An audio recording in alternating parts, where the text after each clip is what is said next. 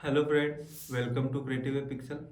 आज हमारी नेक्स्ट की 7th क्लास। आज की क्लास में हम देखने वाले हैं एपीआई को लॉगिन कैसे करते हैं। तो आज की क्लास में हम एपीआई लॉगिन करना सीखेंगे और देखेंगे कि जो एपीआई होती है उनमें डाटा कैसे भेजते हैं। एपीआई को टेस्ट करना भी अपन इसी वीडियो में सीखेंगे कि जो एपीआई होती है उसको टेस्ट कैसे करते हैं। तो चलो चलते हैं अपने लाइव क्लास पे। और इससे पीछे पिछले वाली वीडियो नहीं देखी तो ऊपर आई बटन पे प्रेस करके पिछले वाली वीडियो जरूर देखें। Thank you. वाह, एक है। एक सेवा। बहुत बहुत ही बढ़िया सर, बताओ। आपने जो अकॉर्डियन बनाया था हम्म।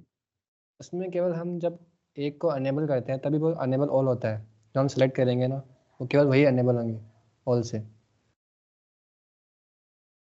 अ, नहीं नहीं, अनेबल का मतलब है कि अनेबल मल्टी सिलेक्ट, मतलब उसको अनेबल करने के बाद मैं मल्टीपल एक साथ खोल सकता हूँ। हाँ मतलब जब हम सेलेक्ट करेंगे ना पहले ओपन करेंगे वही हम्म। ओपन होंगे वापिस जी। सारे। हाँ हाँ। तो उसमें ऐसा नहीं हो सकता कि बिना ओपन किए सारे ओपन हो जाए एक बार में। बिना ओपन किए सारे ओपन हो जाएं अनेबल करने से? हम्म। अच्छी चीज है, बिल्कुल हो सकता है। बहुत अच्छी चीज है, आप सोच सकते हो इसके बारे में और इसको इम्प्लीमेंट कर सकते हो। उसमें पता क्या करना होगा? क्या? अगर मैं आपको एक आइडिया दूं, छोटा सा आइडिया देता हूँ, इम्प्लीमेंट करना और मजा आएगा। अच्छी चीज बताइए आपने। एक अलग बटन बनाओ कि ओपन ऑल अकॉर्डियन का, उसके बगल में। ठीक है। अब पता क्या करो, अभी अपन क्या कराते हैं, आईडी मैच कराते हैं हम्म। अकॉर्डियन की। आपको क्या करना होगा, मेरे पास है क्या अकॉर्डियन का?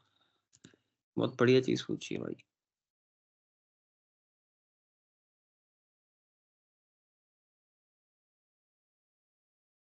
आपको क्या करना है, ये जो चेक लगाया है ना अपन ने, दिख रही है ना स्क्रीन, ये हाँ अ, सर। अगर अनेबल, जैसे अनेबल मल्टी सिलेक्ट है, अगर इसमें चेक हटा दो ना आप, ये वाला, उस कंडीशन में, तो काम कर जाएगा।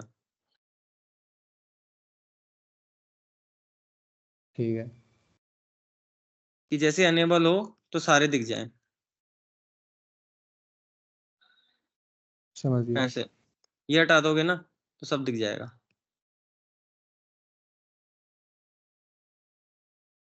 इनेबल नोटिफिकेशन है तो सारे दिखा दो, नहीं तो सिलेक्टेड सिलेक्टेड दिखा दो। वो जो आप कह रहे हो वो इससे हो जाएगी काम। ऐसे कर देना बस, खत्म मत।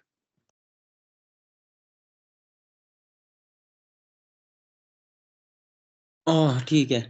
अब अपन, इसमें कोई डाउट नहीं है, अपन आगे मूव करते हैं। यार अब अपन ने क्या है ना, एक छोटी सी एडमिन पैनल बनाएंगे। मैं आपको एक एडमिन पैनल का एक ब्रीफ आइडिया दे देता हूँ, एडमिन पैनल होता क्या है।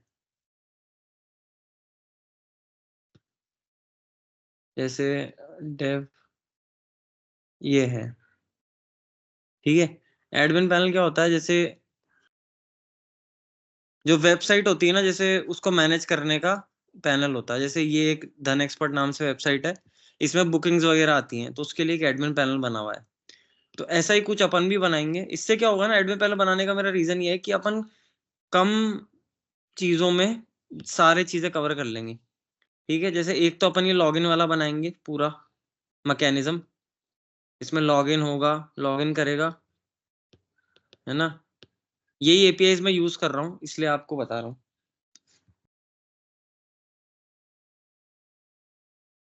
ये लॉगिन करेगा, उसके बाद अपन एक डैशबोर्ड बनाएंगे।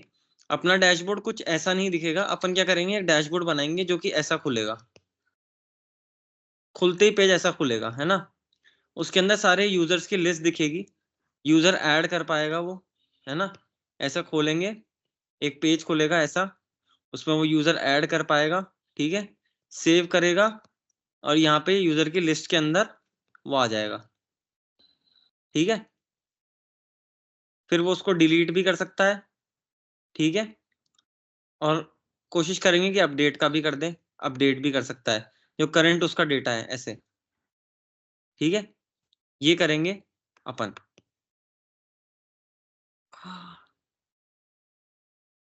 ये करेंगे ना, तो इससे क्या है ना, अपन को एक बेसिक बेसिक क्या, पूरा एक अच्छा प्रोजेक्ट मिल जाएगा बन बन के। सारे CRUD ऑपरेशंस आ जाएंगे। क्रिएट, अपडेट, रिमूव और डिलीट। और ये एक अपन हेडर वेडर भी बना लेंगे, लॉग आउट, साइन आउट, सारा प्रोजेक्ट कंप्लीट बना लेंगे।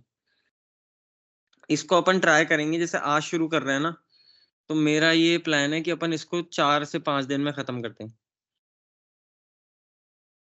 ठीक है, आज अपन लॉगिन का बनाएंगे, कल अपन ऐड यूजर बना देंगे, ये वाला, जिससे आपको ऐड समझ में आ जाएगा। उसके बाद तो कुछ भी नहीं है, बस लिस्ट दिखाएंगे, लिस्ट में 3 बटन दिखाएंगे, 3 बटन से वो अपडेट कर पाएगा, डिलीट कर पाएगा रिकॉर्ड्स को, और बस। तो उसको शुरू करते हैं अपन, है ना।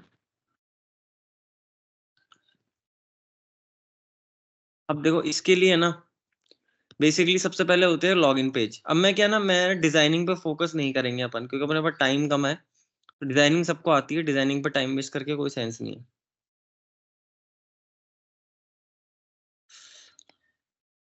पता नहीं क्या होगा।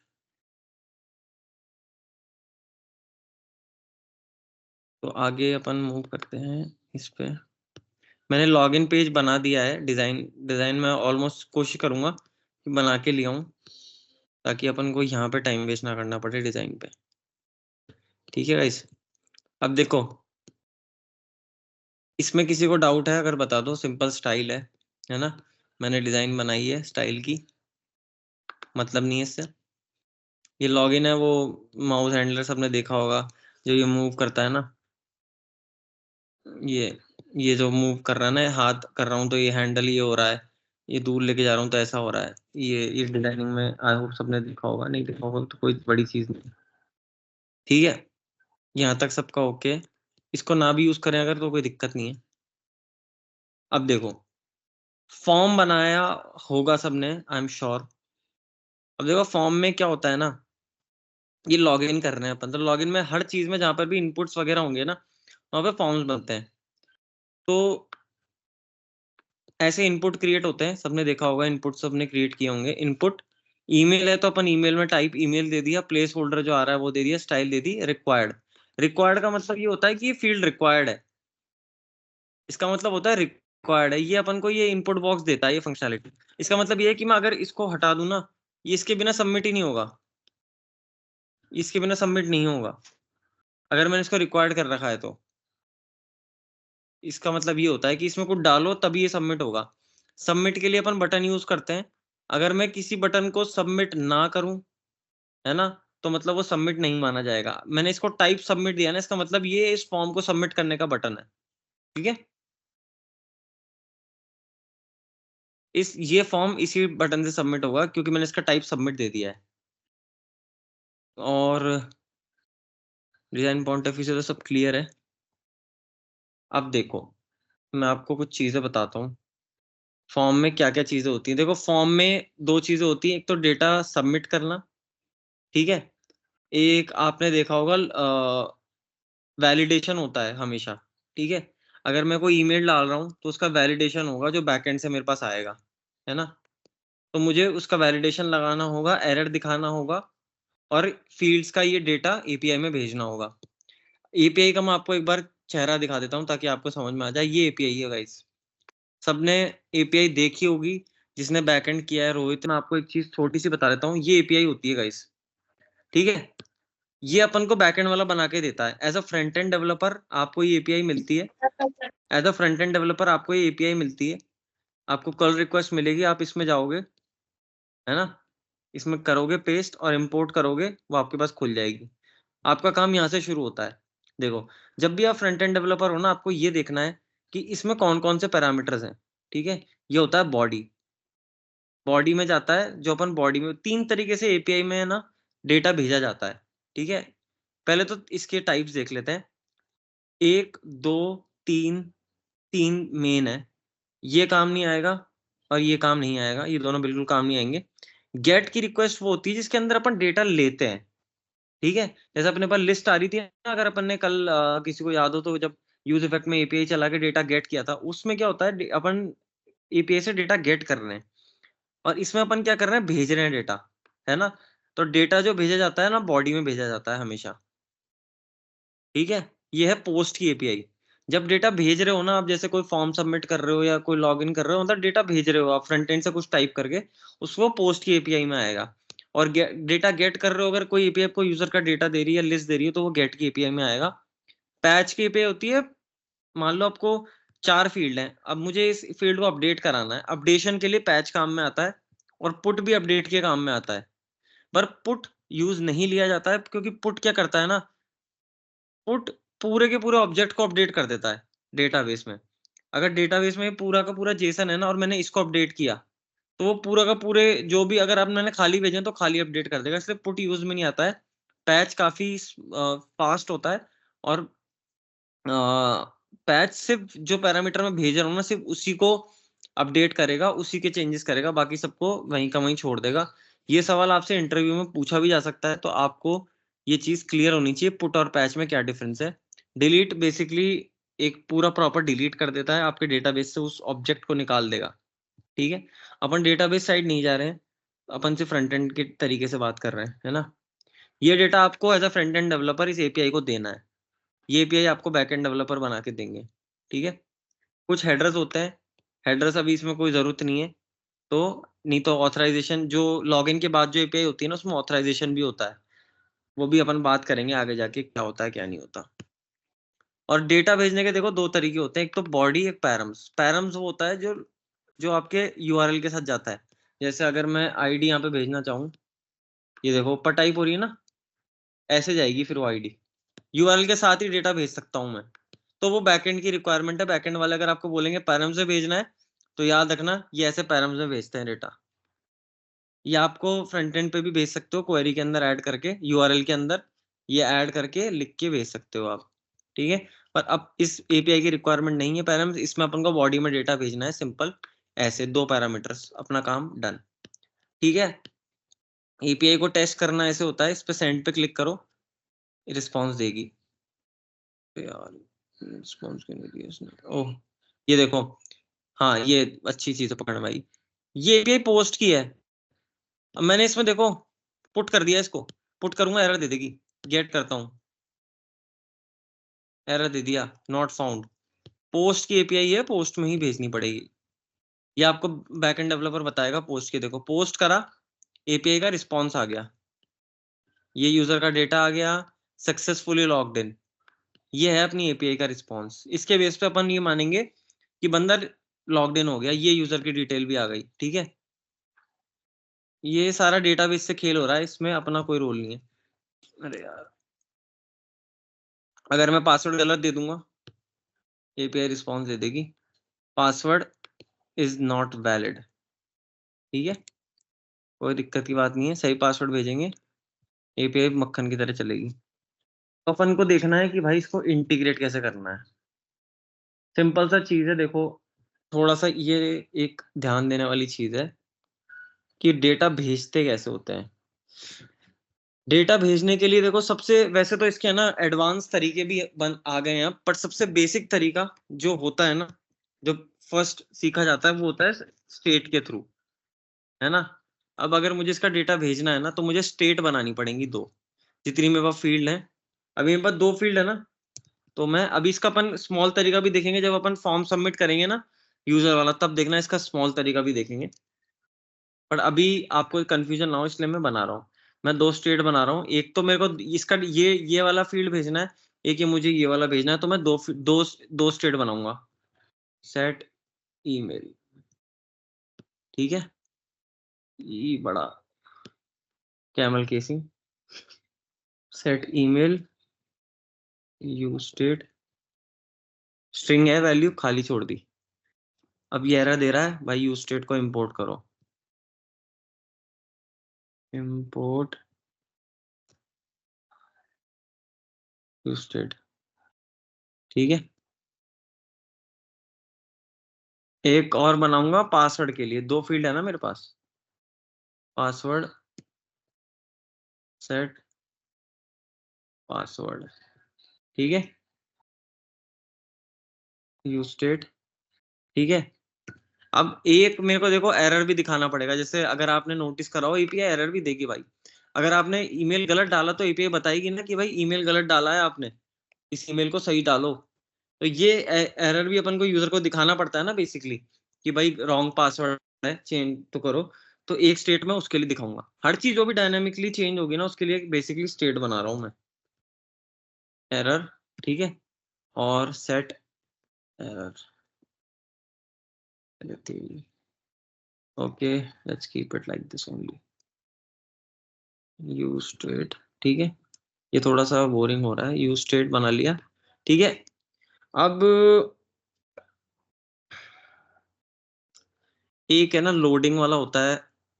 जब क्या होता है, एपीआई हिट होती है ना, तो वहां पे लोडर चलता है, आपने देखा हो तो, कि प्लीज लोडिंग प्लीज वेट। उसको वो भी दिखा देता हूँ मैं आपको कैसे मैनेज करना होता है ना। लोडर कैसे दिखता है, जो आपने लोडर्स देखे हैं ना, अपन ने लगाते भी होंगे अपन, वो लोडर कैसे होता है, वो भी स्टेट ही होती है। उसको कब चालू करना है, कैसे दिखाना है, वो वाला फंडा भी आप देख लो आज। बहुत सारी चीजें अपन इसमें ही कवर कर लेंगे यार। लोडिंग अब ये चलती है बुलियन में हमेशा, क्योंकि एक बार आप ये बताओगे कि वो घूमने लग जा, अब बंद हो जा, है ना, तो या तो ट्रू हो जा या फॉल्स हो जा। इसमें अपन को स्ट्रिंग की जरूरत नहीं है, तो इसको अपन रखते हैं बुलियन। ओके भाई, ये मेरी स्टेट है, देखो ये काम में आएंगी, इसमें मैं डेटा भेजूंगा। कैसे भेजूंगा अभी देखते हैं। एक में एरर दिखाऊंगा और एक में अपन लोडर मैनेज करेंगे अगर जरूरत पड़ती है तो। अभी के लिए देखते हैं। अब देखो आप, अब फंडा आता है कि मैं इन स्टेट में वैल्यू भेजूंगा कैसे, ठीक है। अब इसको ध्यान से देखना। एक होता है ऑन चेंज। ऑन चेंज होता है एक फंक्शन, ठीक है, जिसमें एक वैल्यू रिटर्न होती है। वैल्यू, ये वैल्यू कौन सी होती है, जो इसकी वैल्यू है ना, करंट वैल्यू। ऑन चेंज का मतलब है, ऑन चेंज एक फंक्शन है इनबिल्ट इसका। वो जब जब मैं कुछ टाइप करूंगा ना, तब तब हिट होता है। अगर आपको देखना हो, मैं कोई फंक्शन हिट करके ऑन चेंज का बताऊं क्या, या फिर समझ गए आप लोग? अगर ऑन चेंज नहीं समझ आ रहा तो मुझे बता दो, मैं आपको दिखा दूंगा। मैं वर्बली इसलिए बता रहा हूँ, अगर मैं एक बार भी टाइप करूंगा ना, तो ये हिट होगा। एक बार भी आप चाहो तो मैं यहाँ पे फंक्शन हिट करके दिखा सकता हूँ ऑन चेंज कैसे काम करता है, बट आई थिंक समझ जाओगे, है ना। अब देखो ये वैल्यू, ये वाला मुझे इनपुट रिटर्न देता है मुझे, एक तरीके से ये मान लो, ये वैल्यू में आती है जो मैं टाइप करता हूँ ना यहाँ पे, वो देता है मुझे। और वो कैसे मिलती है मुझे, ई, ये जो भी ले लेता हूँ यहाँ पे कुछ भी ले सकता हूँ, as it's a variable value. देखना, ये value dot target dot E, sorry value E लिखते हैं इसको मोस्टली, तो मुझे ई दिमाग में था यार। इसको वैल्यू वैल्यू डबल हो गया, तो इसको ई कर लेते हैं। ई मेजरली यूज आता है, ठीक है। ये देखो आप, अब क्या कर रहा हूं ना मैं यहाँ पे मैंने ऑन चेंज का फंक्शन बनाया। ऑन चेंज, ऑन क्लिक, ये सब इवेंट्स होते हैं। ये मैंने ई में, मुझे इसकी करंट वैल्यू मिल जाएगी, तो मैंने ये इसके अंदर सेट करा दी ईमेल में। तो अब मुझे है ना इसकी करंट वैल्यू हमेशा मिल जाएगी, जब भी ये कुछ चेंज करेंगे तो इसकी करंट वैल्यू मिल जाएगी। कोई दिक्कत की बात नहीं है। अगर अपन चाहें तो इसकी ये चेक भी कर सकते हैं कंसोल लगा के, ई की वैल्यू क्या है।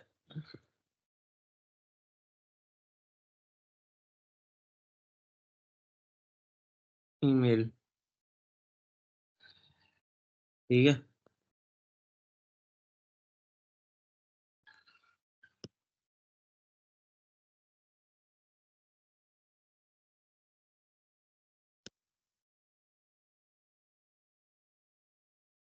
देखो, देख रहे हो आप क्या बोला था, ऑन चेंज। जब जब मैं चलूंगा ना, ऑन चेंज का काम ही है कि तुम कुछ भी चेंज करो, मैं इसको हिट करता रहूंगा। कुछ भी हिट करो, मेरा ऑन चेंज हिट हो रहा है। ऑन चेंज एक फंक्शन है, इनबिल्ट फंक्शन होता है, ठीक है। तो ऐसे मेरे पास करंट वैल्यू जो होगी ना, वो इसमें ऑटोमेटिकली सेट हो जाएगी, ठीक है। सेम चीज मैं करूंगा पासवर्ड के लिए, ठीक है। पासवर्ड की स्टेट अलग है, क्या है, पासवर्ड, ठीक है। थोड़ी सी मैं, अभी आपको लग रहा होगा यार कितना फ्रस्ट्रेटिंग है एक छोटी सी एपीआई कॉल करना, पर अब यही है कड़वा सत्य। अब देखो, ठीक है, ये कर दिया अपन ने, सबमिट बटन है। अब अपना फॉर्म है, देखो यहाँ पे एक होता है ऑन सबमिट, ठीक है। ऑन सबमिट मतलब ये जब फॉर्म सबमिट होगा तब आपको क्या फंक्शन चलाना है, आप करना क्या चाहते हो। ये बटन आपने सबमिट बटन तो बना दिया, बट इस पे क्लिक करने पे आपको सबमिट करके दिखाना क्या है, वो वाला सबमिट फंक्शन यहाँ पे डिफाइन होता है फॉर्म में। मैं चाहूं तो यहाँ पे भी ऑन क्लिक करके एक फंक्शन बना सकता हूँ, वहां से भी सेम चीज कर सकता हूँ, but that is not a correct practice. वो फॉर्म की प्रैक्टिस से अलग है और उसमें दिक्कतें भी आती हैं।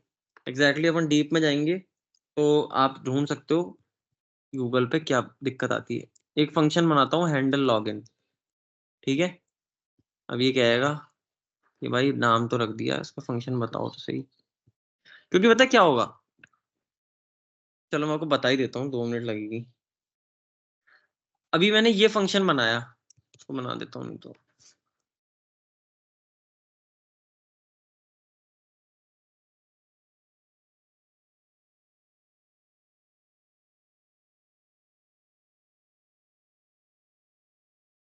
हैंडल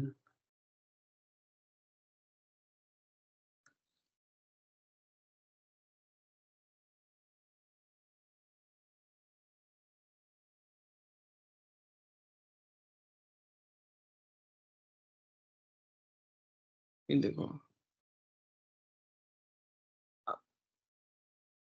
ये मैंने फंक्शन बना दिया। अब क्या होगा ना, जैसे सबमिट करेंगे ना अपन इसको, तो ये वाला फंक्शन हिट होगा, ठीक है। अब इसमें आपको जो करना है, अपन सारा जो एक हिट करेंगे ना वो यहाँ पे करेंगे। अब इसमें पता है एक चीज होती है, फॉर्म को प्रीवेंट डिफॉल्ट करना, ठीक है। ये मुझे ऑन सबमिट देता है, मतलब फंक्शन में आता है, ये चीज करनी होती है। इसका बात करेंगे, इस पे कर लेते हैं।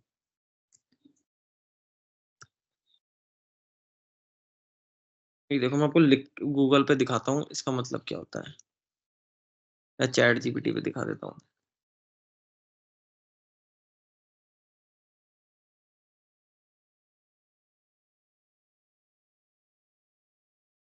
ये देखो,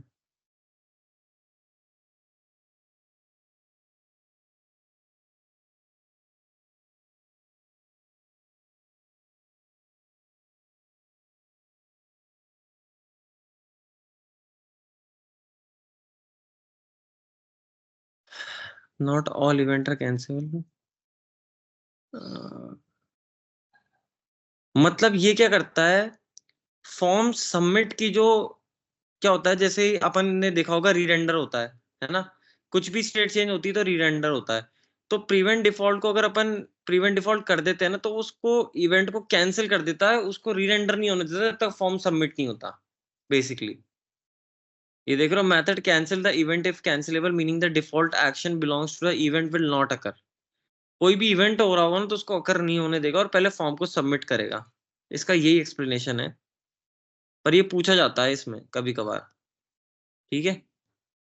आपको जैसे बताया, जैसे फॉर्म सबमिट करेंगे ना अपन, तो ये इवेंट को कंप्लीट करने देगा, ना कि रीरेंडर कर दिया और कोई इवेंट हो रहा होगा तो उसको कैंसिल कर देगा, है ना।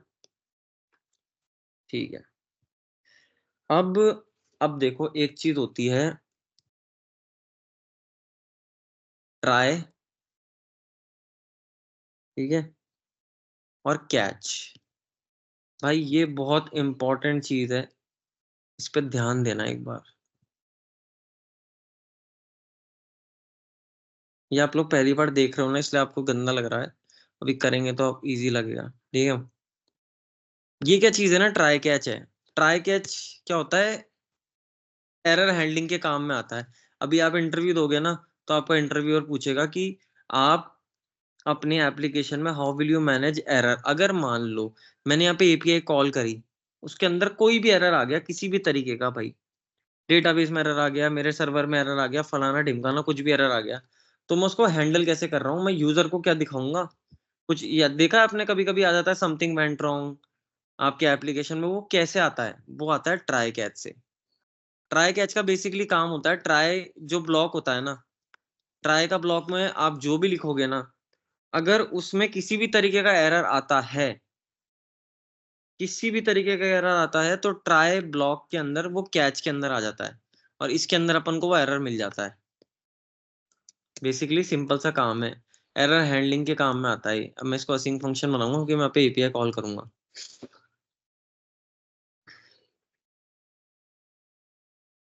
ठीक है,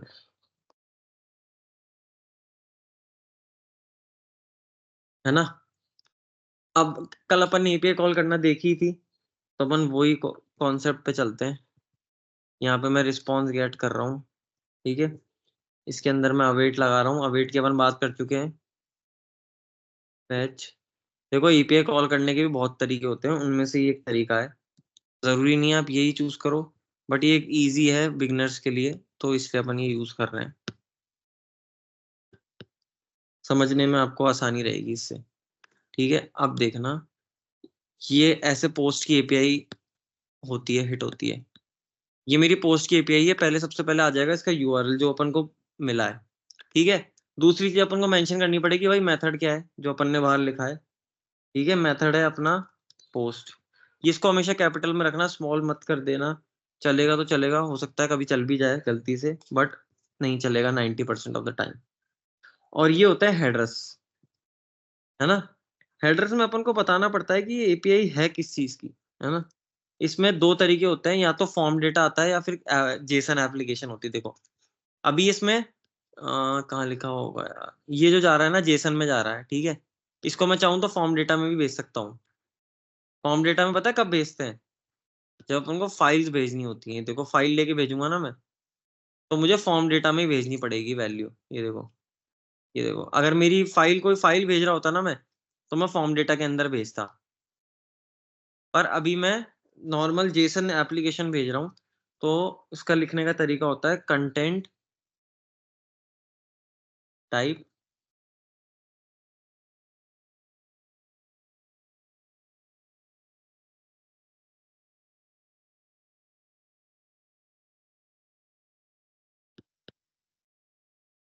ये,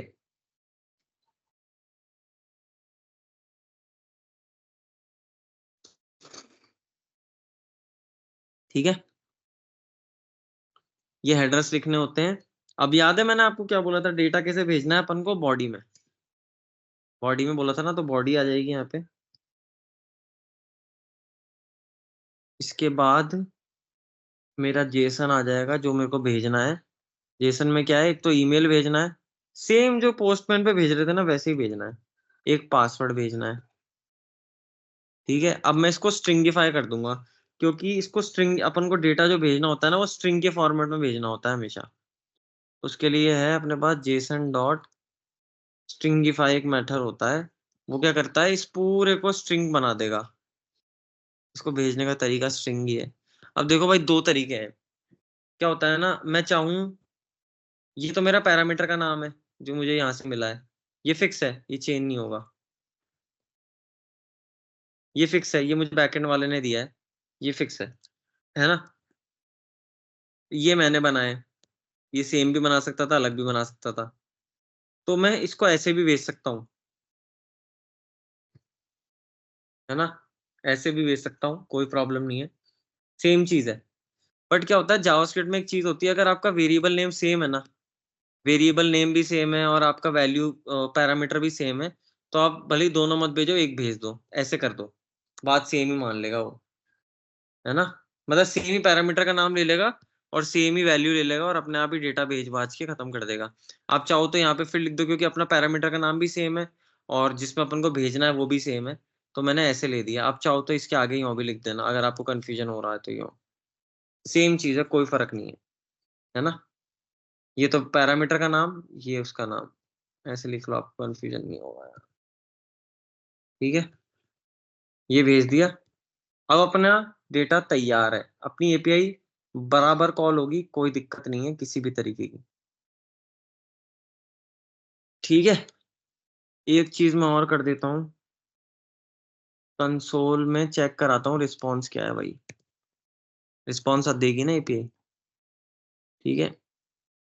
इसको जेसन में कन्वर्ट करना पड़ेगा, जैसे अपन ने देखा था कि वो रिस्पॉन्स को जेसन में कन्वर्ट करना पड़ता है ना, नहीं तो प्रॉमिस आता है उसका।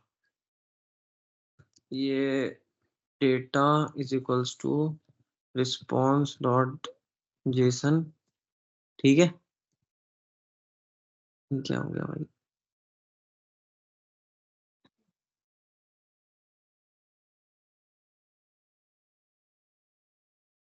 अब वेट यहाँ पे आता ही है। नहीं, इसके अंदर ले लिया क्या इसको?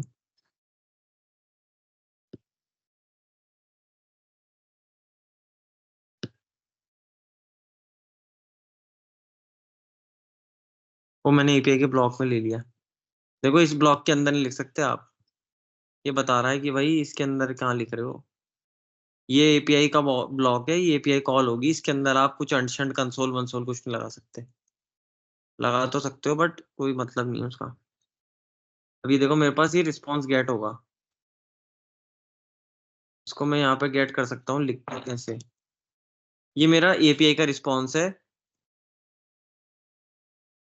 ठीक है। इन शॉर्ट जो एपीआई मुझे यहाँ रिस्पॉन्स दे रही थी ना, ये मैं आपको यहाँ पे गेट कर रहा हूँ फ्रंट एंड पे। अब देखते हैं चला के यार, अगर कुछ गलती नहीं करी मैंने, कुछ गलती तो नहीं करी यार। टी कंटेंट टाइप भी जेसन भी कर दिया स्ट्रिंगीफाई करके। आई थिंक कोई प्रॉब्लम नहीं होनी चाहिए, बाकी एक बार देखते हैं चला के।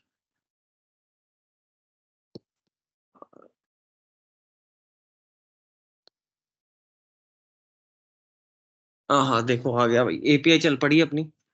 ये देख रहे हो मेरे पास आ गया रिस्पॉन्स। ये लो भाई, इनवैलिड ईमेल कंसोल में। क्या बात है, ये तो चाहिए था। अब अपने सही क्रेडेंशियल्स डालते हैं। ये क्रेडेंशियल्स मैं अपने लेके आया हूँ, देखो यही चलेंगे क्योंकि यूजर क्रिएटेड ओरिजिनल एक वेबसाइट के यूजर्स हैं। मैं आपको बताऊंगा अगर आपको प्रैक्टिस करनी है तो कैसे करनी है इसमें, क्योंकि इसमें छेड़खानी का बिल्कुल स्कोप नहीं है ना। देखना यहाँ चेक करना रिस्पॉन्स, ट्रू रिस्पॉन्स आ गया एकदम खचाखच बढ़िया वाला, ठीक है। मतलब अपनी एपीआई चल चुकी है, अपनी एपीआई परफेक्टली चल चुकी है, कोई प्रॉब्लम नहीं है। किसी को अभी तक कोई डाउट है तो आप मुझसे डायरेक्टली पूछ लो इन किसी भी चीज में कि ट्राई कैच क्या है, ये क्या किया है, वो क्या किया है। अभी तक किसी को कोई डाउट है क्या?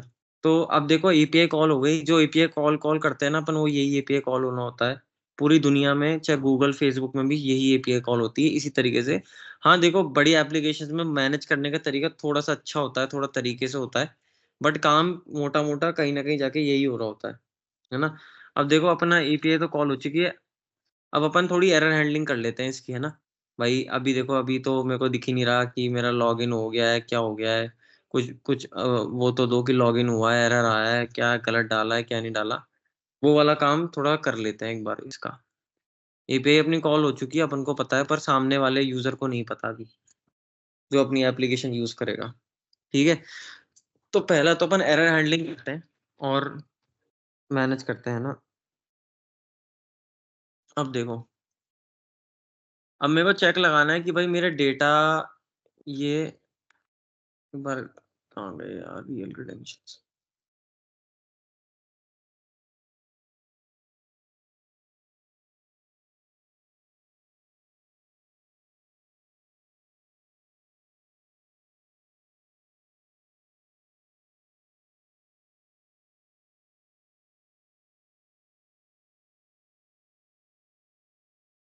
ये देखो मैं क्या करूंगा ना, मेरे पास देखो स्टेटस में ट्रू आ रहा है, अगर आप देख देख पा रहे हो तो मैं इसके बिना पे चेक लगाऊंगा।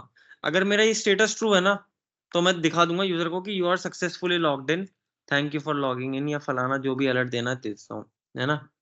तो कंडीशन लगाते हैं, इफ डेटा के अंदर स्टेटस आ रहा है, अगर आप देख पा रहे हो तो ऑब्जेक्ट है, if data status is true. अब देखो ये इसका मतलब ये है कि ट्रू चेक करा रहा हूं मैं, है ना। इफ जब भी चलता है जब कंडीशन ट्रू होती है, तो डेटा डॉट स्टेटस का लिखने का मतलब ही है कि ये ट्रू होगी ना कंडीशन, तो ही नीचे वाला चलेगा, अदरवाइज चलेगा ही नहीं। अगर ट्रू है तो मैं अभी के लिए देखो अलर्ट डाल रहा हूँ, बट अपन फ्यूचर में अलर्ट नहीं डालेंगे, अपन इसको रिडायरेक्ट करेंगे एडमिन डैशबोर्ड में, ठीक है।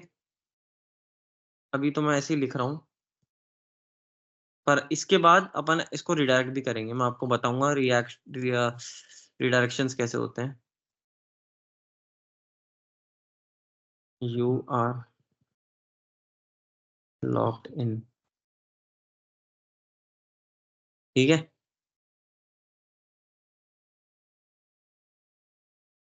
ये अलर्ट दे देना। एल्स में अगर मेरे पास ट्रू नहीं आता है तो यहाँ पर मैं अब क्या करूंगा ना, एरर के साथ थोड़ा खेलूंगा, एरर दिखाऊंगा यूजर को भाई, सीधी सी बात है। एरर भी दिखाना है। एरर मुझे क्या दिखाना होगा, देखो कि वैसे तो मेरे पास मैसेज आएगा कि देखो मेरे पास, अगर मेरे पास एरर देता हूँ ना मैं तो,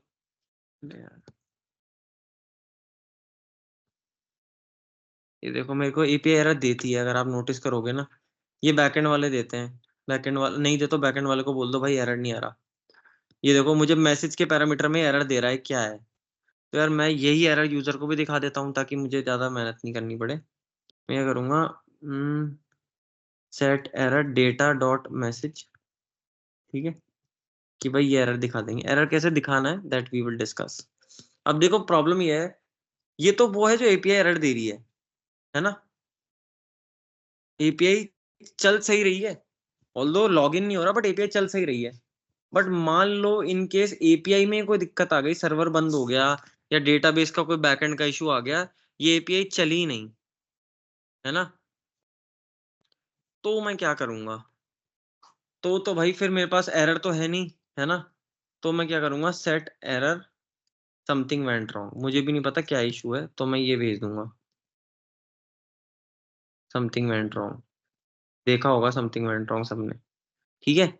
अब देखना, अभी एक यार लोडिंग का भी बात करेंगे, अभी देखो 5 मिनट में फटाफट कर देते हैं इसको, ठीक है। अब मैंने एरर मैनेज कर ली है मेरे, भाई लॉगिन हुआ तो अलर्ट दिखा दूंगा, नहीं तो एरर एरर सेट करा दूंगा, एरर का मैंने स्टेट बना ही लिया है। अब मोटी मोटी एक चीज बचती है कि भाई एरर दिखाना कैसे है। तो एरर मेरी इच्छा है मैं जहाँ पे दिखाऊं, तो मैं इसको इस फील्ड के नीचे दिखा देता हूँ यहाँ पर, या फॉर्म के नीचे दिखा देता हूँ, फॉर्म के बीच में तो दिखाने का मतलब नहीं है। देखो ये मैंने बनाया एक JSX का ब्रैकेट, अगर एरर है तो ही चलेगा ये, अगर एरर में सेट किया हुआ है ना मैंने तो ही चलेगा ये, अदरवाइज नहीं चलेगा। एरर है तो भाई पी टैग में दिखा दो एरर यार, पी टैग, क्या कर रहा हूँ मैं, स्टाइल गलत बना दिया क्या पी में, जब पी को क्लोज नहीं करा के इसलिए दे रहा है क्या।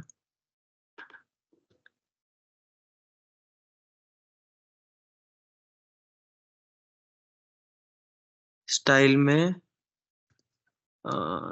में एरर का मैंने दे रखा है स्टाइल्स डॉट एरर, ये मैंने ऊपर पहले से ही बना रखे हैं, ठीक है। यहाँ पर मैं एरर दे दूंगा, जो भी मेरे पास एरर आ रहा है ना वही दिखाऊंगा मैं यहाँ पे, जिस भी तरीके का एरर आ रहा है ना वो यूजर को दिखा दूंगा। ये वाली स्टेट है कौन सी, ये वाली, जो कुछ जिसको मैं यहाँ पे सेट करा रहा हूँ ना, जब भी जरूरत पड़ रही है कोई एरर हो तो सेट करा रहा हूँ, है ना। अब ये क्या करेगा, ये पी टैग में मुझे अगर एरर होगा ना, एरर में कुछ होगा ना, तो ये मुझे दिखा देगा। और मैं क्या करता हूँ, एक बार के लिए इसको खाली भी ऊपर सेट करा देता हूँ ताकि किसमें कोई कंफ्यूजन क्रिएट ना हो। तो मैं क्या करूंगा, फॉर्म जहाँ पे स्टार्ट हो रहा है ना वहां पे, जैसे बार बार मान लो सेट होता है, तो अब क्या होगा, इसके मान लो एरर आया फिर सबमिट करा, तो अभी फिर से वो एरर है, तो मुझे क्या करना पड़ेगा, जैसे ही इसको सबमिट हो रहा है ना, तो एक बार के लिए सेफ साइड के लिए सेट एरर को क्लियर कर देता हूँ, ताकि मान लो अगर रीसबमिट करे तो वो पुराने एरर से कोई दिक्कत ना आए। इसको खाली सेट करा दिया मैंने कि पुराना एरर की वजह से कुछ दिखे ना, पुराना एरर चला जाए, जैसे मैं रीसबमिट करूँ पुराना एरर तो ना ही दिखे। अब देखते हैं भाई, ये देखो आ गया ना एरर, इसको लाल पीला कैसा भी कर देना।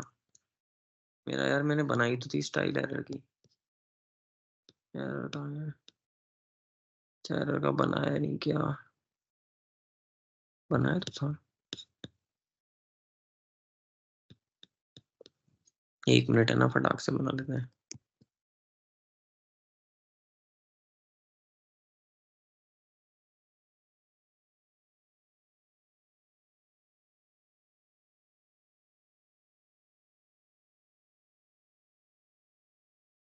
क्या है?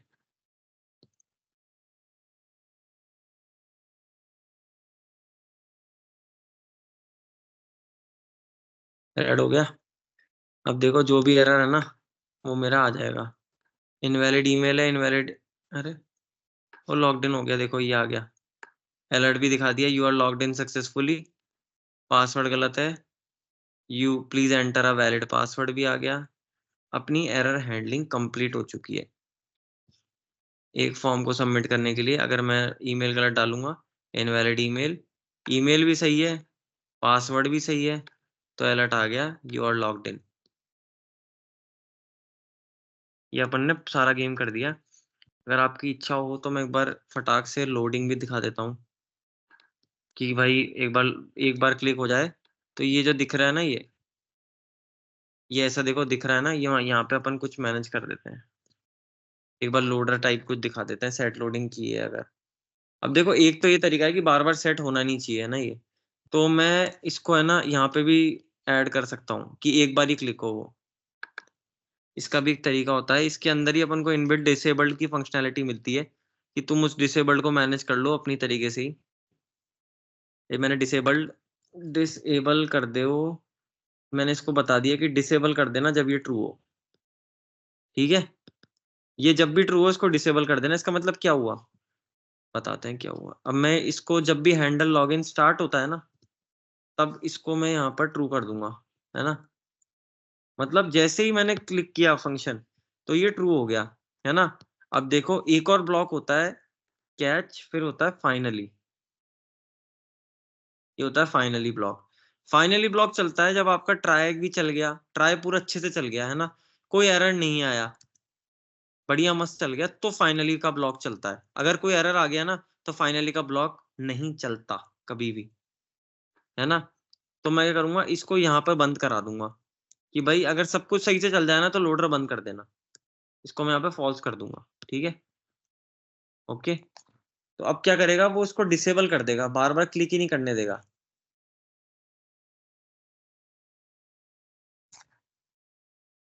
अब देखो, और एक चीज मैं कर देता हूँ, ये देखो अगर आप देखना चाहो, जैसे मैंने इस पे क्लिक किया, ये देखो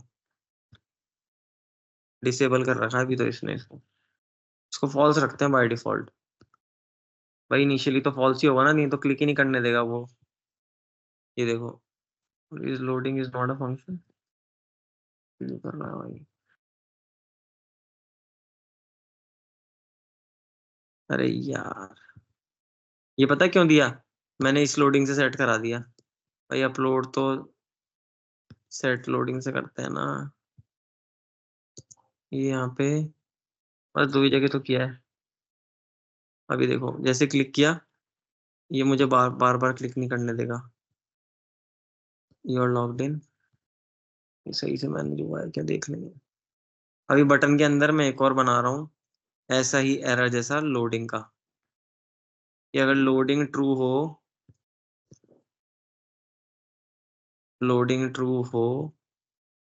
तो यहाँ पे दिखा देना,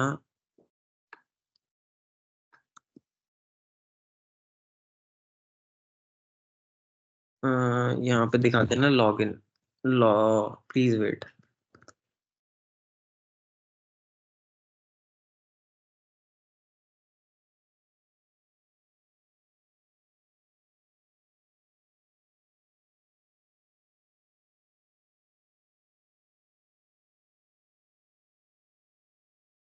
ट्रू हो तो ये दिखा देना, इसको पी की जरूरत नहीं है, इसको हटाओ। अगर ये हो तो यहाँ पे प्लीज वेट दिखा देना, और नहीं तो लॉगिन दिखाओ।